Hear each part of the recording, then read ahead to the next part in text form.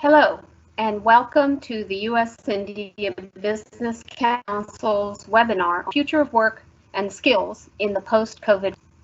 We're extremely pleased to be joined today with a very eminent panel of speakers, whom I will introduce in a moment. But let me first overview the topic that we're going to discuss today. The novel coronavirus pandemic has changed the world and the global economy in ways that are already reshaping how we work, how we learn, and how we live, with long-term consequences. The old ways of interacting, thinking, and doing business will not be the norm in this post-COVID world. And while some jobs will be lost, many new ones will be created. Entire new industries will be coming up. Today, we're going to have a conversation about some of the ways in which our economy and the workforce will be changing. We've seen, cue slide 1, we've seen dramatic impact from the impact of the coronavirus. Here in the United States, you've seen 36 million Americans now unemployed, and another 3 million have filed for benefits just this past month. We know that there have been supply chain disruptions the world over. Lockdowns and social distancing norms have severely impacted organizations and hampered businesses' ability to operate. Some industries like air travel, hospitality, restaurants, public transportation have been hit with enormous impact. In India, the nation has been under lockdown for nearly 2 months now, and 122 million Indians have lost their job in the last month alone. The formal and informal sectors have been impacted.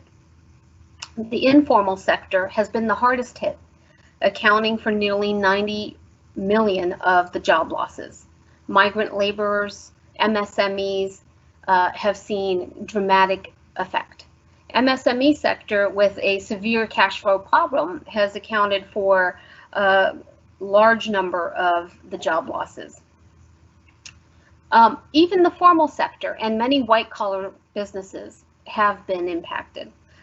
We've seen nearly 18 million white-collar jobs that have been lost in India as a result of coronavirus. We've seen a lot of business continuity in the service sector. Nonetheless, hospitality industry and many others have been dramatically impacted. So as we think about a post-COVID world, we have to think about where the jobs are going to come and what the impact will be. Cue slide 2. According to Forrester Research, COVID-19 has made automation a boardroom imperative. Firms are investing more in cognitive capabilities and supplied AI, industrial robots, service robots, and robotic process automation, or RPA. However, we have two sides to the coin. Sections of jobs which can be worked from home, and companies like TCS, who have already declared that 75% of their workforce will work from home by 2025. Many others which cannot be worked from home will have dramatic impact on how they work. What will be the impact on the informal sector? How much can we automate, and what business models are going to be the cue for the future? These are the kinds of questions that we're going to address today with a very eminent panel of speakers. We have joining us Ramesh Abhishek, the former Secretary, Department of Promotion of Industry and Internal Trade. Ramesh, it's wonderful to have you here. Ramesh, under his stint at DPIIT, was really leader in improving the ease of doing business rankings for India, and focused a great deal on improving those issues. He has been a member of the Indian Administrative Services 1982 Bihar cadre, and has worked amongst other areas in the Ministry of Food Processing, in the Ministry of Home Affairs, in the Ministry of Law and Justice as well. Wonderful to have you here today, Ramesh. We're also joined by Kalyan Kumar, or KK as he is known, who is the Corporate Vice President and Chief Technology Officer for HCL Technologies. KK is joining us from London today. And thank you for your leadership at HCL. He, as part of his CTO portfolio, he is actively involved in product technology and strategy, partner ecosystems, and startup exploration and incubation. Ashutosh Garg is the CEO and co-founder of Eightfold AI, a true guru of all things AI. Ashutosh AI, with 6,000 plus research citations, 50 plus patents, and 35 plus peer-reviewed research publications. This is Ashutosh's impressive background, is the outstanding PhD thesis award from the University of Illinois Urbana for his PhD thesis in machine learning. And it's fair to say that Ashu is one of the world experts in machine learning. And we have with us Alok Nanda, who is the CEO of GE India Technology Center and the CTO for GE South Asia. As the CEO for GE India Technology Center, Alok leads 5,000 plus engineers and scientists across a multidisciplinary research and development labs and industry verticals, including power aviation, transportation, healthcare, and renewables. In his role as CTO for GE South Asia, Alok is responsible for driving the regional business outcomes through innovative technology solutions to maximize value for GE and through strategic partnerships, monetizing IP, and external funding. So really a truly eminent panel and very much pertinent to the questions that are facing India and the world. Let me start first with Ramesh. Ramesh, why don't you give us some opening remarks, and we will go through and hear from all of our speakers, and then we will open it up to conversation and discussion. For our audience members, please type your questions into the chat box, and I will call upon them as we move forward. Ramesh, thank you for joining us. You need to unmute yourself, Ramesh. Oh, sorry, apologies. Hi, Nisha. Hello, everyone. Great to be here in this very important webinar. I think this post-COVID has a very serious implication for jobs everywhere. We were already talking about future of work in a post-industry 4.0 world with smarter technologies coming in and reskilling and training of workers required for new jobs. And suddenly COVID has presented a new set of challenges. I think there are a lot of opportunities. We know the job losses are tremendous in so many areas. Let's say even hospitality industry, entertainment industry. So, and I don't know how those are going to be replaced till COVID comes under control. But let's say even e-commerce, I think there's a tremendous opportunity for e-commerce and online delivery of services and food, etc. In this work from home situation, and also in a situation of lockdown or a general aversion of consumers to visit shops. This will also give rise to more and more jobs in logistics and warehousing and delivery area.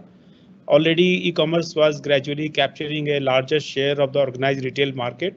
I think that process will get quite expedited in the next, let's say, couple of years. And that presents a lot of opportunities.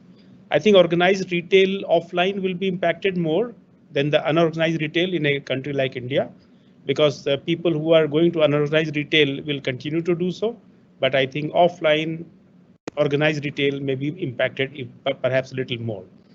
But I think wherever the discretionary spendings are there, those are going to be affected for quite some time.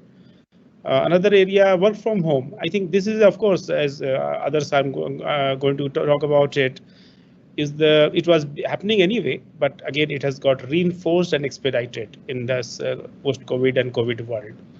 This also has a lot of implications, because when a lot of people are going to work from home, this also has implication for, let's say, the shared taxis and shared assets of Ola and Uber and all that, because fewer people will be traveling that way.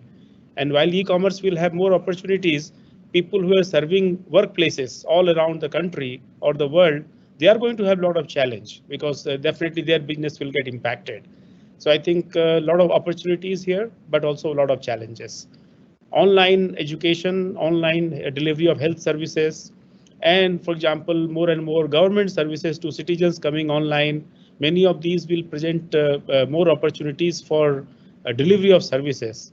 But I don't know how much of jobs will be created by these. So I think these are some of the opportunities plus challenges. And I think this introduction of IoT and robotics, etc., will get expedited now. It was already happening by a lot of companies. Even in India, it was happening, perhaps at a slower pace, but I think they will expedite it now because of this new set of challenges, because there is not much choice. So I think a lot of challenges were happening with the introduction of automation 4.0 technologies, but I think there'll be more opportunities in some areas. But overall, I think it looks a very, very challenging situation, and governments will really have to step in, coming forward with policies on reskilling of workers and how to find jobs. One more point last I'd like to mention at my introductory remarks is that millions of Indians, for example, or even from other countries, I'm sure, had gone abroad to work in both skilled and semi-skilled capacities, and lots of them have come back. I don't know in what capacity they will be absorbed in their own country, because the job opportunities in the countries where they went are definitely going to come down quite a bit. So I think that is another challenges for a lot of people, apart from affecting remittances. How to find them jobs in a suitable manner in their own country is going to be a big challenge. I think I'll stop here, Nisha. Thank you so much, Ramesh, for laying that landscape for us. I'd like to turn next to Kalyan Kumar. Kalyan, thank you so much for joining us today. Yeah, hi. Thanks, Nisha, and good morning, good afternoon, good evening to all. You know, the way the world started, and I think this is such such an irony that the last week of January, we were all in Davos, and there was this whole conversation, and there was this session by Yuval Noah Harari where he said pandemic is the next big thing which is going to create a problem, and lo and behold, in 2 weeks, everything started to float up.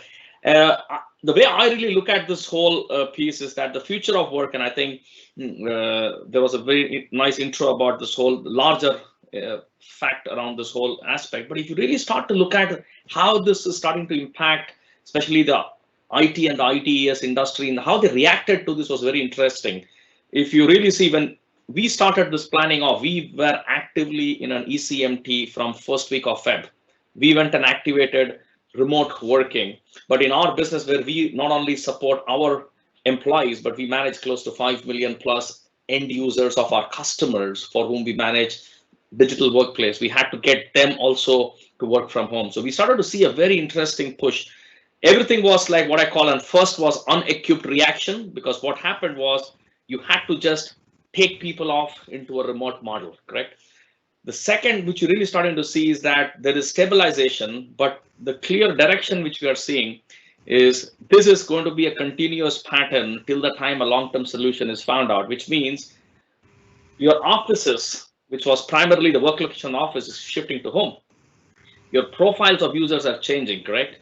You had 10%, 20% telecommuting. Now it's 90%. But you still have hands and feet. You have critical services, security operations. You still have to do a lot of work in data centers and other places, but majority of the work is shifting, but the location is shifting. You're seeing primarily the need to collaborate. It's really different, right? When you're not engaged in a social conversation and there's a massive distance in between, how do you drive collaboration and engagement? The two most important things which we are seeing is, can we start to think work as a fluid work? Because the work is going to be highly fluid. It's going to continue to evolve. And your technology has to enable that whole work enablement. And the second most important thing, we have to be human-centered in this entire workplace reorganization. It's human in the center. You can have technology, robotics, you can have AI, ML, but it's a human in the center. And how do we create a workplace model, including reskilling, re-enablement, looking at all different aspects. But the key is that fluid workplace enabled by human in the center. It's very, very important.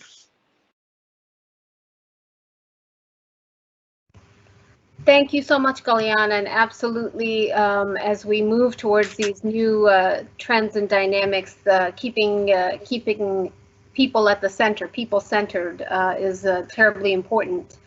Next, we're going to turn to Ashutosh Garg. Ashu, over to you. Thank you so much for joining us. I know it's very early out in California. Thanks, Nisha, and thank you, everyone. First of all, hope everyone is doing well in these tough times. I'm sure there's a lot of adjustment going on. Everyone is coming to terms with a new reality. Few years back, I was reading this book by Thomas Friedman around World is Flat. But I think COVID has genuinely flattened the whole world. And we are living in a true global economy now. So everything has changed.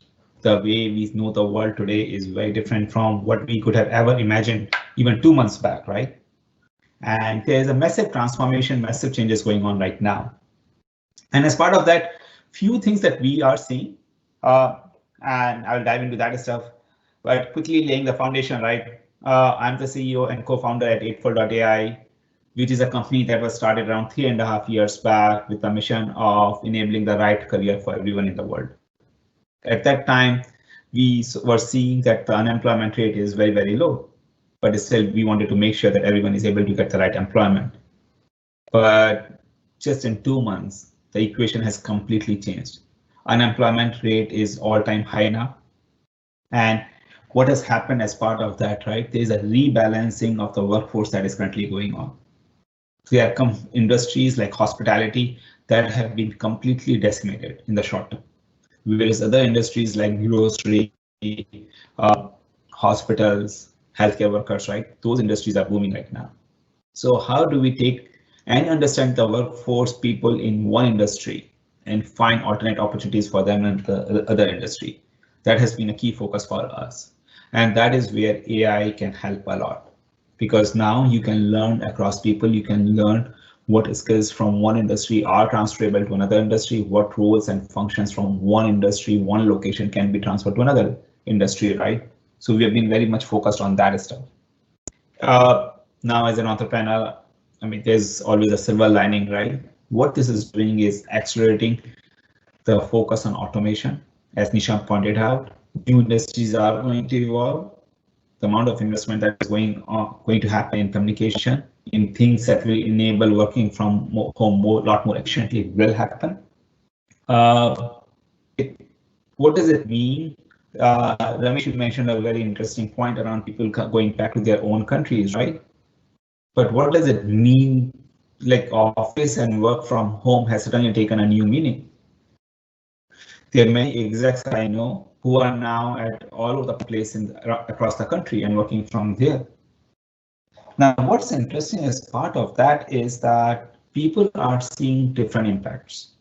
The first reaction, at least in Silicon Valley, was that when everyone is working from home, productivity is going to go down. But to pretty much everyone's surprise, the productivity has gone up. Now, it could be because now people are not spending time in commuting. People are not spending time in hallway conversations, but focused on work. But the flip side of that is what is the implication of that on innovation, creativity, bonding across people, right? So personally, I think this is going to be a pendulum, which will keep shifting for a while. While some industries are doing well today, they may not do as well in 3 months from now and 6 months from now, whereas other industries may start to revive. Some companies will take a more aggressive stand and move everything remote. Other companies will take a slower stand. And I think over the next 2 to 5 years, we are going to be in a world where constantly we are making these trade-offs, judgment calls, switching the modes of operation. And that is where, again, automation, AI can play a huge, huge role. And the last but not the least is, Kalyan mentioned a very important point of human-centric organizations, right? How do we make sure that we are empathetic to people? We are social animals at the end of the day, right? But all of us are alone at home these days. So how can we build organizations, a culture that is going to foster people working remotely and instead provide them comfort within the four walls of their own home? And happy to take any questions. Thank you so much, Ashu. Some really important points for us to think through. Let me next turn to Alok Nanda.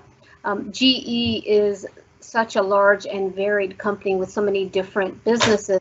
It would be very interesting to hear from Alok on kind of his perspective on how our workforce is changing and how our work culture will be impacted as we move forward. Alok, over to you. Thank you so much for joining us. Thanks, Nisha, and thanks to everyone who joined this call. Really appreciate that. This is a very, very important topic in today's world. So, we've been talking about future of work for quite some time now, and there are some trends that we were already seeing. What this post-COVID world has done is that it's just accelerated those trends to a state where now those trends have just become the new reality. Let me talk to you about two of those trends and what are those implications of those trends for people, for workforce, for shareholders, and for everybody. The first trend that we were seeing was that the cost of computation was exponentially reducing. I mean, this is a very important factor because now think about it. I mean, number of calculations that you can do per second in $1,000. Now we've been plotting this curve and several people have been plotting this curve and it's been exponentially changing. I mean, for $1,000 today, you can do several more exponentially more calculations per second that you could do some time back. So when you think about AI and if you think about machine learning, if you think about robotics, if you think about any system that is dependent on taking data and making sense out of it by using some decision making or some form of learning, now with this cost going down, this becomes a reality. Now, why people were still not able to use it was that they were not digitally connected. And what post-COVID has done is that it has accelerated the digital transformation of almost every company. So that now all these technologies which made so much sense now are much more easier to adapt and adopt. Okay, and that's tremendously different than what it was even 2 months back, with people like forced to connect and forced to transform digitally to get productive while working from home. That's just remarkable what it has happened. So now computation is cheaper, connectedness is cheaper, and people have experienced a way to do it in a very productive manner very fast. So I think this trend is completely now here to stay, and the adoption of new technologies like AI and machine learning, robotics, 3D manufacturing and all now don't appear as distant as they used to appear, even for a very physical company with only a physical sort of a world. So the digital and physical worlds have almost merged in a very short period of time because of this acceleration. The second trend that we were seeing was distributed teams. I mean, I think Kalyan used the term fluid teams. I mean, we've been distributed now much more than what we were. People who had started to work from home, people had started to look at talent in different places.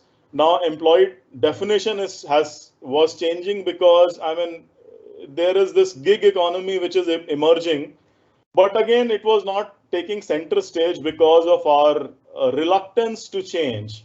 Now, what this COVID scenario has done, and crisis is the best opportunity for people to transform. What this post-COVID scenario has done is that it has given this experience to every manager in the world. I mean, people were anyway experiencing it. Leaders have started to experience it also. And as Ashu mentioned, productivity did go up. And I completely agree with Ashu that it's not a long-term sustainable phenomena that productivity would stay there. It will fluctuate a little bit. People are tending to burn out. We are already seeing those things happening because I mean it's only work and life has got completely integrated. But you can't wish away the fact that a distributed workforce is here to stay. Now, what does it mean to culture? I mean, almost every cultural event in every company, engagement activities, pride activities, purpose activities involve people coming together and working together. Now, is pride less important in the new world? No. Is purpose less important? No. Is engagement less important? No. But then how do we do it now with nobody actually meeting each other? A hug is as distant a scenario as anything.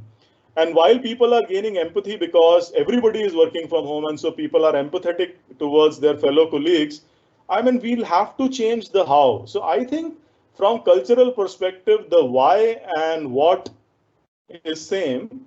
The how needs to dramatically change with this new reality of distributed teams and distributed teams going to stay. So that's what I feel, Nisha. One, computation cost is down, but now people are also digitally equipped because of this scenario and hence more likely to adopt those technologies than ever before.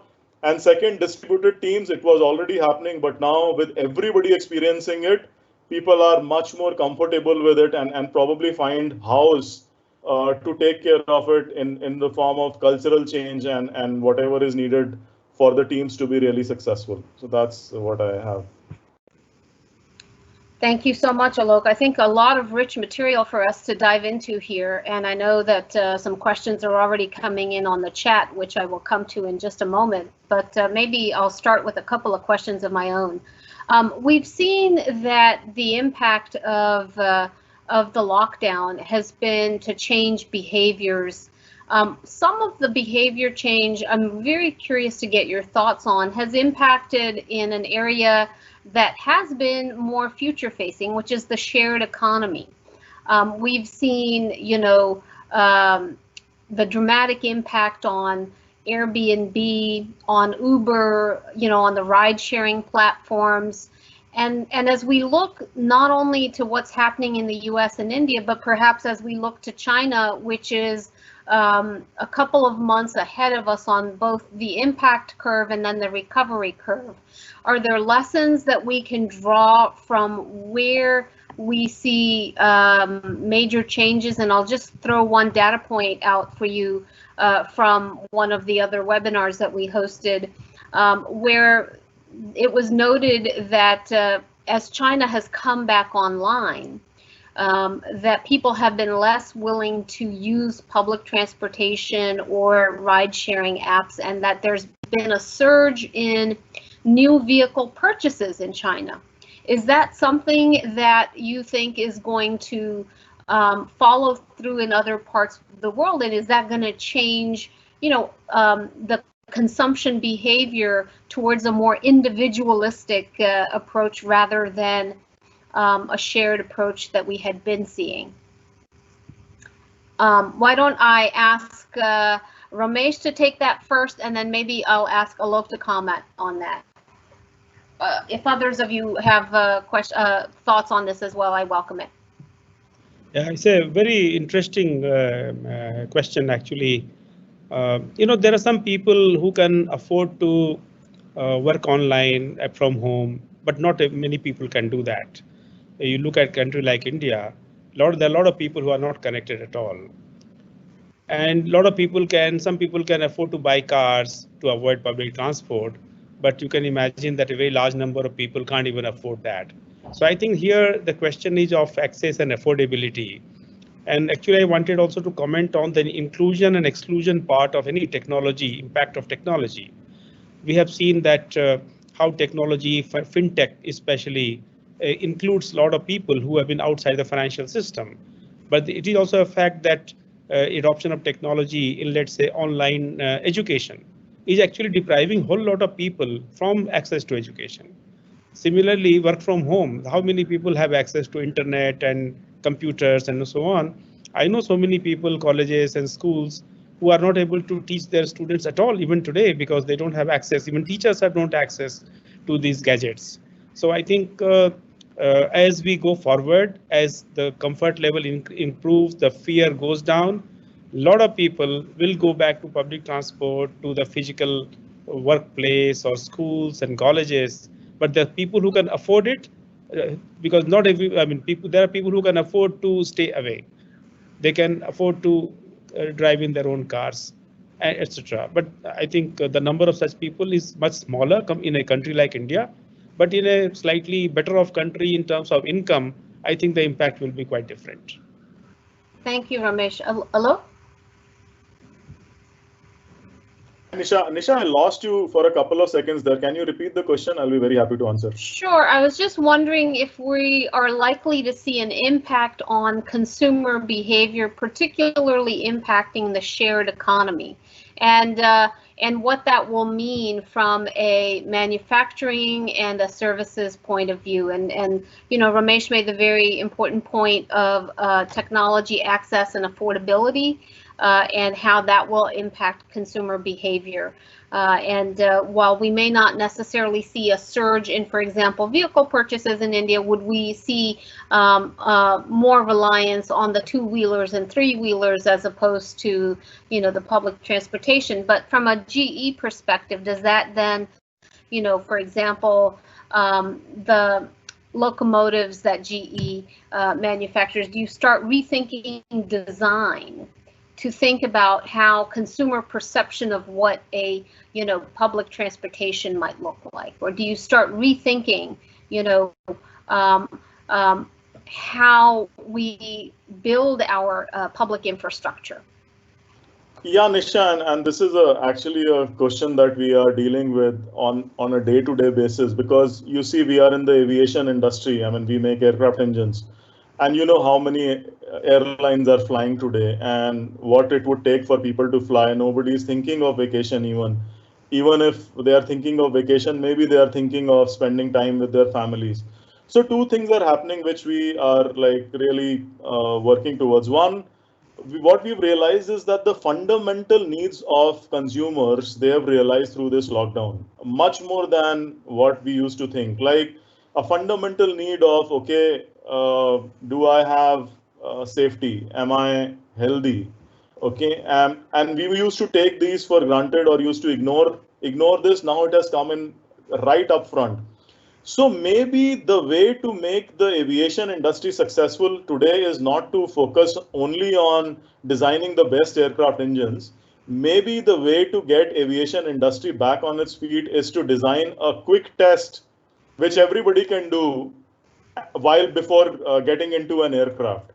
So why, I mean, like we go and scan our passports, can we scan something and then we say, okay, this guy is fine, this person is fine, healthy, and then there is less fear of a fundamental need for safety of people, and people start flying a lot more and the aviation industry becomes healthy again. So that's one thing. Okay. On the other side, it's a completely flip side.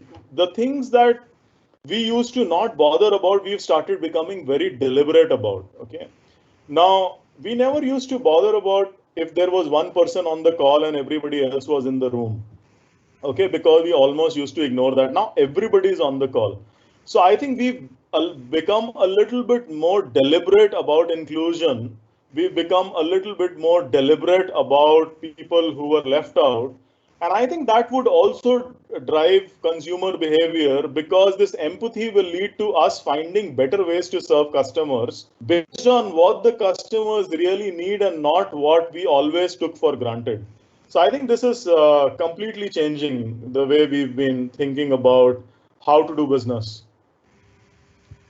Indeed. Thank you, Alok. I have a question in the chat, which KK, I'm going to put towards you, and it says, you know, as I said in my opening, that TCS has stated a goal of 75% of the workforce to work from home.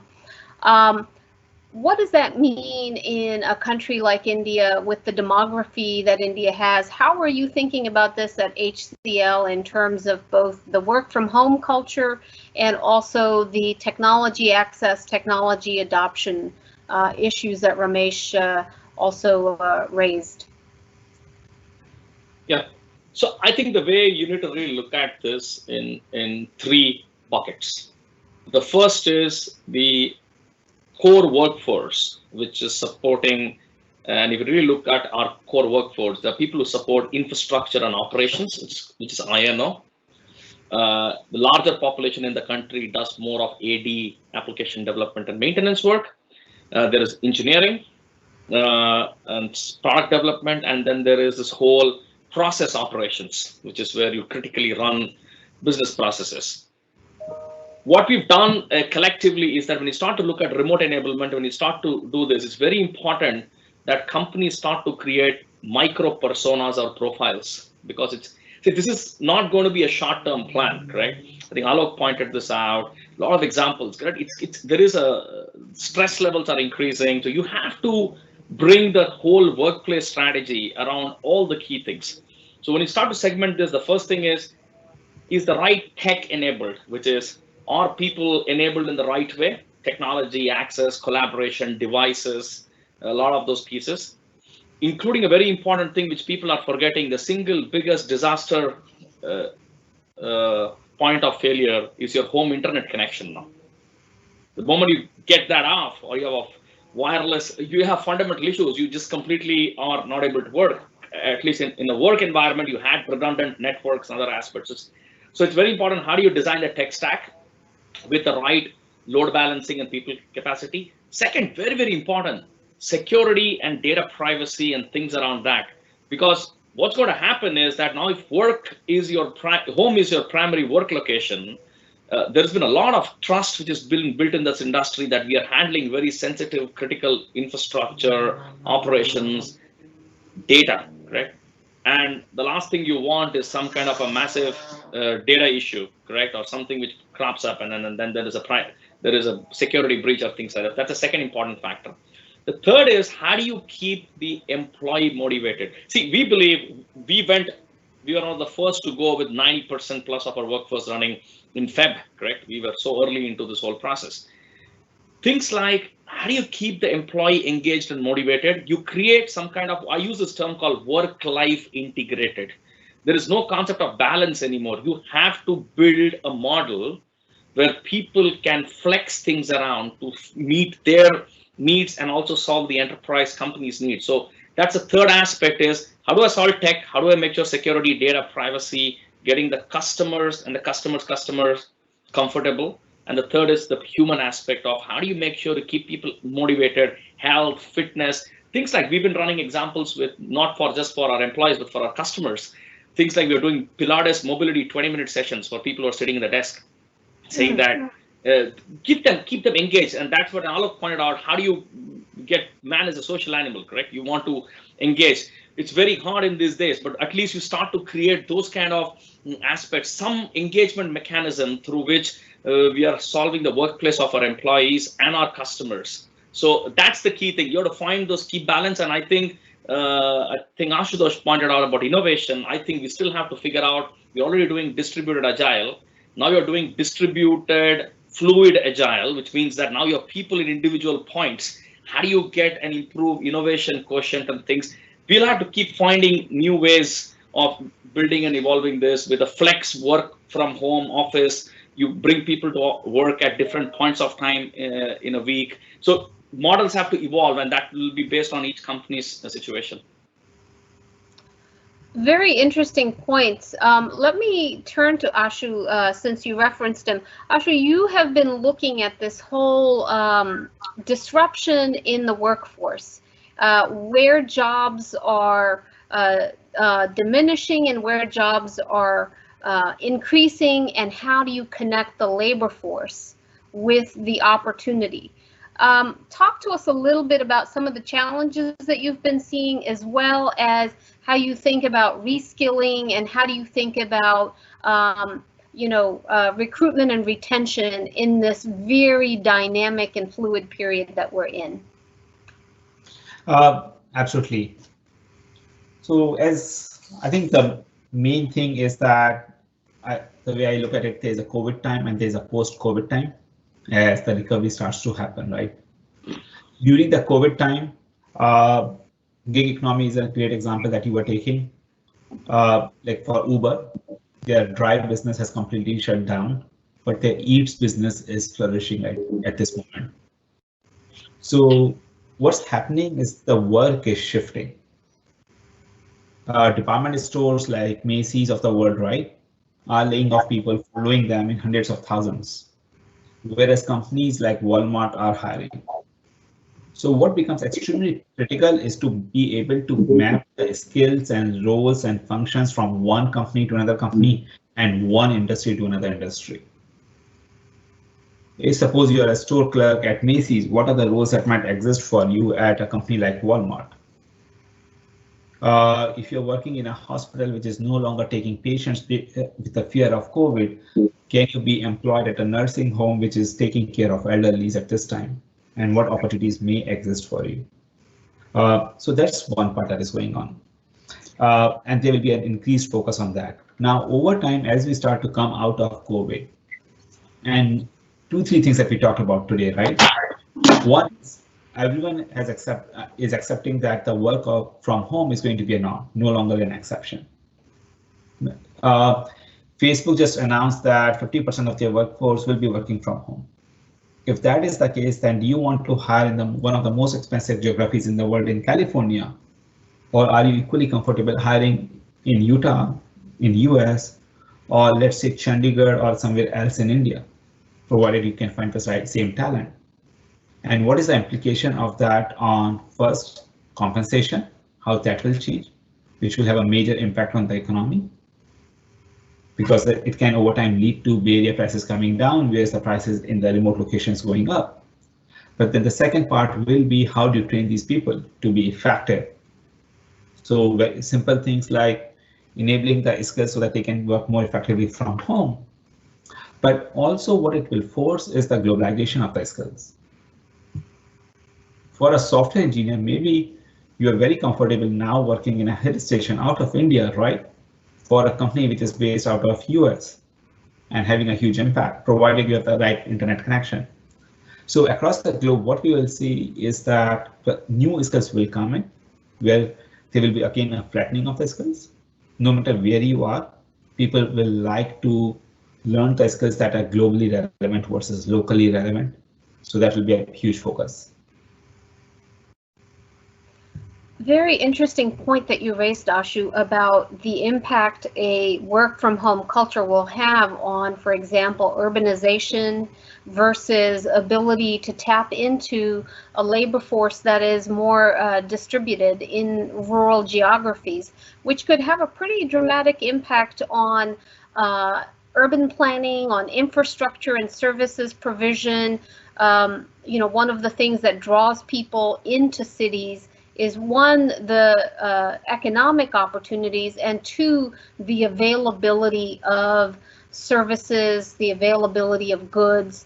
Ramesh, how, from your former government perspective, how does government start to anticipate one, the potential to perhaps stem the flow of urbanization in a country like India, which has been a big challenge, but then two, to scale up more provision of whether, one of the questioners in the chat said, critical health services and other services that can be scaled up in the rural environment to be able to support a more distributed workforce. How do we think about that? Nisha, as you know, the migration to cities has been happening because in the rural areas, there are not adequate livelihood opportunities and job opportunities. That is the main reason. Not many people who come to urban areas actually come for access to health, etc., or education. Most of them actually come looking for livelihoods and jobs. Of course, once they come here, they have better access to education and health also. Today, a lot of people have gone back to their villages because of this fear factor and also loss of jobs. I think they will all come back when the fear goes out. Of course, when that will happen, whether that will happen is something that we don't know. But people are going to come back again, and again the migration to cities will start.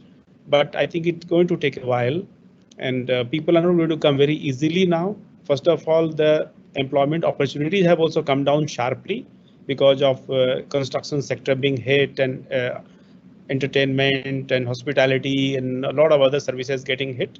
So they are very badly affected. Even the trade has been hit very badly. And a lot of people actually worked in trade, small retail shops and so on. So I think they're not going to come back very easily. But once life comes back to normal at some point of time, I think it will be pretty much business as usual for a lot of those people. Maybe work from home will go up. Many of those trends will get reinforced as the point has been made. But for people with less access to resources and income, I don't think they have too many choices, or they will have too many choices in future as well. But do you see, and maybe Ashu, you can chime in on this from the U.S. perspective, or KK, since you're in London, chime this from the UK or European perspective. Do you see an opportunity here for more expensive geographies, whether it's California or New York City, where people who are in Utah, as you said, or in Houston, or in, some of the more rural centers, but who have both the education and skills to be able to afford a more affordable lifestyle, but still be able to compete for more attractive jobs. I've seen that Manhattan has taken a serious hit in terms of the density of population, the COVID impact that they have felt. And I know that Mumbai has been hard hit in India. Is that going to impact the work culture and the population migration, issues that we're facing, where you will see perhaps more so in the developed economies, and perhaps a more gradual approach in more developing economies? I think, Nisha, that's a great point. I mean, we think that it will happen a lot faster in a country like US for a few reasons. One is that the difference in the services available in a small town versus a large town are not that large. You have very good quality healthcare service, education available even in small towns in the US. So it makes it equally attractive for someone to stay either in a small town or somewhere in the center of the country versus on the coastal areas like California or New York, which are prohibitively expensive. Second, so I think that will already happen. Second is that we are already seeing that there are many functions where people tend to hire remote teams. In my previous company, we had a small team out of Dallas. There are many large organizations now, they are based out of central USA because of the cost reasons. Third is actually many people tend to like to stay closer to the major airport hubs in the US for that reason. That while most of the time I'm working from home, every once in a while I'm commuting. But it is easier to stay in Atlanta or Chicago or Dallas, which is more in the center of the country, and I can take a flight to anywhere in the whole US much more easily than staying in San Francisco and New York, because then flying across coast becomes very, very expensive. So I see a lot more happening in the US. Just to add to Ashu, what Nisha was, two things we are doing. I think we've been having for a long period of time, it's been now close to a decade, we had proactively been engaged in creating local capacity in the US because of the mix of our business is a bit more different compared to a lot of our peers compared to the India heritage. So one of the things we've done is we have been embarking on this New Vistas program, which has been driven by our chairman and the CEO, primarily to create new capacity in primarily in tier 3 locations in India. And going to a lot of new locations in the US, correct? And then there is a big push happening to hire high school plus associate degree plus grads in that stream and start to create options. And we're going to a lot of what we call the tier 3 cities equivalent in the US, correct? So, and I think that's one. We're doing the same similar pattern in Europe. We've gone into places like in Lithuania and in deep in Poland, and it's expanding. That model seems to be working before. Now what we're seeing is that now we see a better acceleration because we see even in here from a lot of population back in London have started to go back to their Eastern European and Central European options because a lot of work is also moving there, correct? A lot of people are trading off. So interestingly, we're seeing the same pattern emerging in the US too. So I think we have to start to evolve to integrate them into the fluid workplace, which is ability to attract talent, create those hubs. And at least the next 12 to 18 months, I think this till the time, the sense I'm getting is that till the time this vaccine issue gets sorted, you find a where this is going to keep going up and down, correct? I think people and I think will move from a work model to B work model, but that in that fluidity, we have to enable a common model to allow people to this thing. There is still demand there. I think you still need, your demand pattern has changed, but yeah, there will still be skills and demand coming in. And I think this is the right time to reorient the organizations to learn and unlearn and relearn in the whole phase. Yep.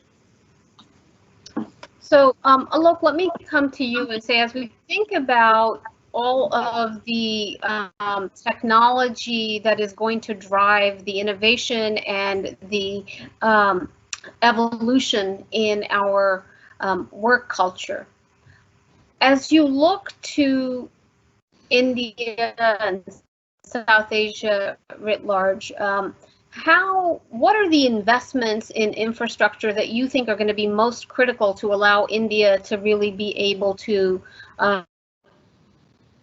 compete and attract a lot of the kind of future-facing job opportunities and investment in this new post-COVID era? I think this is a very, very interesting question, especially in the age of distributed teams. Now, as Ashu said and Kalyan said, how does it matter if I hire a person now in Chandigarh or in Noida or anywhere in the country, Cochin, Mangalore? We used to have this concept earlier, which used to be called critical mass. So you need to have a critical mass to actually hire talent in some area. That concept has completely turned itself around. Now, what does that critical mass anyway mean? And now with a city like Bangalore or even Delhi or Mumbai bursting at its seams, the infrastructure not able to be kept up. Now we actually will be able to force to think, okay, how can we hire the best talent? And then how does it matter if I hire a talent in Philippines or if I hire talent in Bangladesh or if I hire a talent in Bangalore or if I hire a talent in Delhi, right? So it's not even, so I hope we start thinking as a nation, as a government, because all the advantages that places like Silicon Valley or places like Bangalore used to offer, sometimes are now people will challenge because they don't really mean that much anymore. And so why we should be only thinking of developing everything in Bangalore and not distributing it a little bit? I think it's not only about having, now think about the education system in India, okay?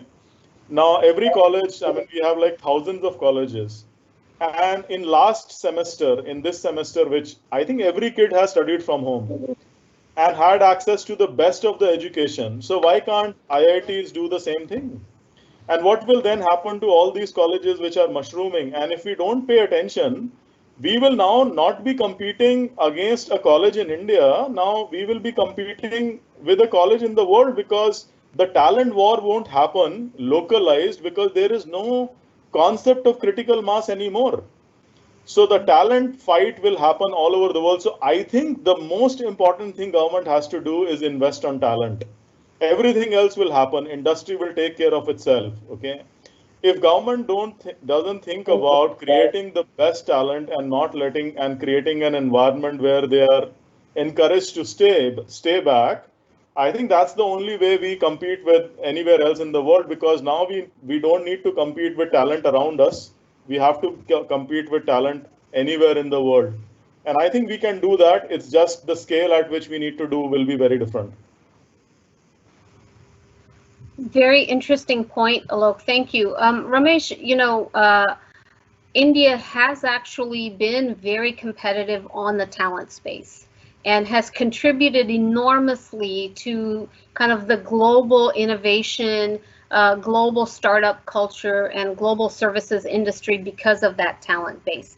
But you have very rightly focused us on the inequalities that India also has to take into account and ensure that as we are investing in and enabling the high-skilled workforce to be able to better position itself and prepare for the future?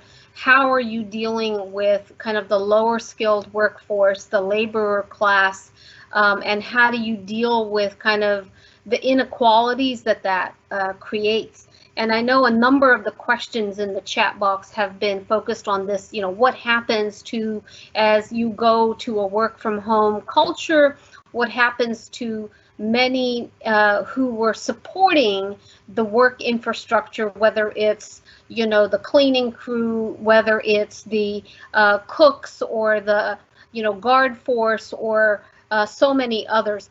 How does India think about that? You've seen many countries start down the path towards or take baby steps towards universal basic income, providing in the COVID timeframe income support to a large percentage of impacted workers. Is this something that India will start thinking about in terms of how the impact on the workforce or the non-working public could be addressed, or what are some other areas you think the government will put its mind towards? Nisha, I have been of the view that if you really want to increase the income of large number of people, I think skilling them is the only way to go ahead. There's no way, if you keep increasing your GDP, the distribution of resources and wealth will never be enough to improve the incomes of lots of people. That's why we have the problem of underemployment more in this country rather than unemployment. Unemployment has become acute now, but earlier it was mostly underemployment, and 80% people working in India, in MSMEs, and they are only contributing to 20% of the output, value of the output. In China, is the other way around. I mean, 70% people are in MSME contributing to 80% of the value. So you can see that the skill gap is a huge challenge. Government in last 5-6 years, they tried to meet some of the skill deficits. And because a lot of people, our education system is such that there are a lot of people who come out of the education system remaining largely unemployable. So we have two very distinct categories: people getting very smart education in IITs, IIMs, and other institutions and doing extremely well. The people that you are referring to, then people we are seeing today who are doing so well around the world and in India. But I think there are lots of people who are simply not getting the right education or the skills. We are talking about reskilling people to adjust to the new technologies and a new way of life. But here, the skill gaps are tremendous. And many of these skilling programs are not actually geared to meet the demand of the economy. For example, construction sector in India needs huge skills, a lot of skilled people, but most of the training programs are for something else. So I think a lot of huge investments are required. It is being done in last 5 years, but I think the need to invest massively on upgrading the skills, integrating vocational education as part of the education system. And many of these things have been in the works in the last few years. It's not that people are doing nothing, but fact is that we have a huge workforce, and this so-called demographic dividend that we are talking about is a huge liability unless those people can have skills, the right skills, and they can be employed and they can increase their income. So I think this has become even more acute now, because now most of the people are going to be unemployed. But fact is that this remains a prime requirement for the country. Well, thank you very much. I think these are incredibly important points for all of us to factor in. I know that we are about at the close of our hour, but what I do think is that, we've just really scratched the surface of the big issues that our businesses and our government leaders are grappling with as they think about what the future portends. Certainly there are many challenges out there, but as you heard from all of our panelists, there are also major opportunities. I think what it will require is for the best minds in industry and the best minds in government to be able to collaborate on how we can build a more inclusive set of opportunities in the post-COVID economy. I think India stands to gain much if it can harness the talent and invest in that talent, as Ramesh has pointed out. and if it can democratize in some ways that access to technology that really does allow more and more of the population to be able to leapfrog into a new type of work environment. So yes, indeed, I think, as we look forward, we're going to keep our eyes firmly on the areas of opportunity, but also mindful of the needs of those amongst us who perhaps will need some more time and also some more support to get there. I really want to thank everyone for joining us today. This has been a really rich and thoughtful conversation, and I want to thank all of our participants, our audience members who tuned in and who sent really good, thoughtful questions into the chat. We're going to continue exploring these topics in the weeks and months ahead. So please send us your ideas of what you would like to hear us talk about and who you would like to hear from. And for Ramesh, Alok, KK, and Ashu, thank you so much for sharing some of your insights and expertise with all of us. And thank you for being part of the USIBC family. On behalf of all of our participants, thank you all. Thank you, Nisha. Thank you. Yeah. Thank you. Thank you, panelists. Thank you.